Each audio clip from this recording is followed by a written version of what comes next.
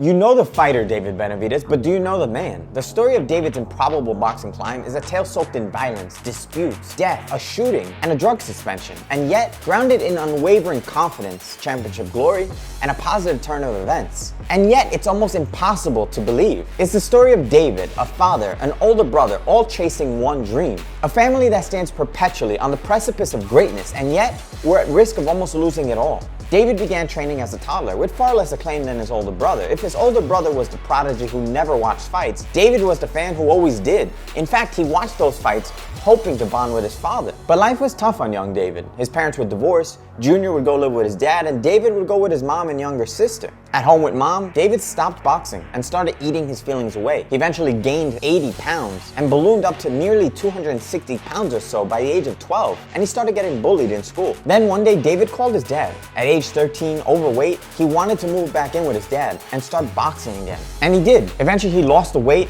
but retained the power. And at age 15, he started sparring with grown men and pros, sessions with Kelly Pavlik, Peter Quillen, and Gennady Golovkin. As the young boxer's confidence rose, Benavidez Sr. decided it was time for David to go pro at age 16. But he had to do so in Mexico, because only having 15 amateur fights under his belt, no US sanctioning body would have approved. And that's what he did. But it's one specific moment, one positive turn of events that changed everything for David. That summer, then undefeated Julius Jackson, who won the WBA super middleweight title a year before, invited David down to St. Thomas for sparring. On the first day, in the first round, David stopped Julius Jackson, absolutely battering him into a stoppage in sparring. After that, his life changed. I didn't know he was that good. Nobody had believed in him but us, Senior said of David. And at age 20, David became the youngest super middleweight champion in history, capturing the WBC title in 2017. However, the higher David climbed, the heavier it became to carry his family history, and unfortunately started down the familiar path of self-destruction: women, parties, drugs. A change of scenery from Phoenix was necessary. They moved to Oregon,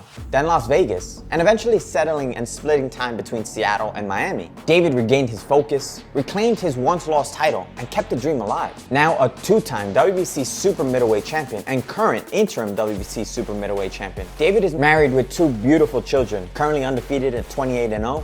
David's life has turned around for the positive. From humble beginnings to boxing supremacy, David Benavidez is the epitome, the definition of perseverance, overcoming adversity, and believing in yourself.